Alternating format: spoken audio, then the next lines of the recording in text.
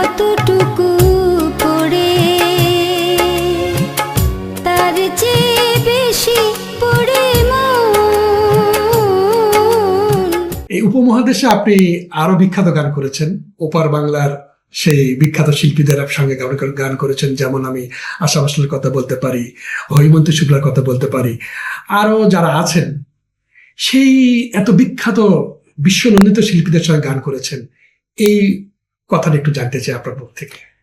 ধন্যবাদ আপনাকে। নিঃসন্দেহে এটা আমার জন্য একটা অনেক বড় অর্জন বলবো আমি। যেমন ছোটবেলা থেকে আশা ভোসলে এমন একজন শিল্পী, আমার সবচেয়ে জনপ্রিয় শিল্পী ছিলেন আশা ভোসলে।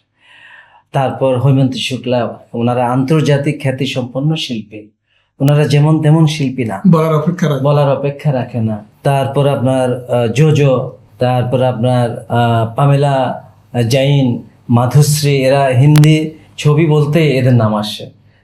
তো এখন অবশ্য অনেক শ্রেয়া এসছে, এখন নতুন যারা এসছে, তাদের আগে আমি যেসব শিল্পীরা ছিলেন, আমি মুম্বাই গিয়ে সাউন্ড অ্যান্ড সাইলেন্স রেকর্ডিং স্টুডিওতে আমি ওনাদের কিছু কাজ করার আমার সুযোগ হয়।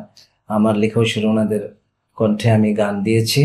এবং কলকাতায় এসে পরবর্তীতে আমি হৈমন্তী শুক্লা দিদি, ওনাকে দিয়ে আমার লেখাও সুরে কিছু গান করেছি। ওনাদের মতো গুণী শিল্পী আমার লেখাও সুরে গান করবেন এটা আমি ভাবতে পারিনি।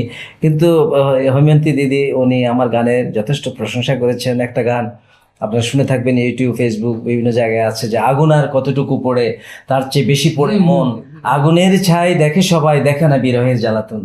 এটা হৈমন্তী শুক্লা আমার লেখাও সুরে উনি গেয়েছেন। তারপরে জোজো গেয়েছেন। তো এরকম আমি সেদিক থেকে এইসব আন্তর্জাতিক খ্যাতিসম্পন্ন শিল্পীরা আমার লেখা সুরে গান করেছেন। নিঃসন্দেহে এটা আমি বলবো একটা আমার জন্য বড় অ্যাচিভমেন্ট। আগুন আর কতটুকু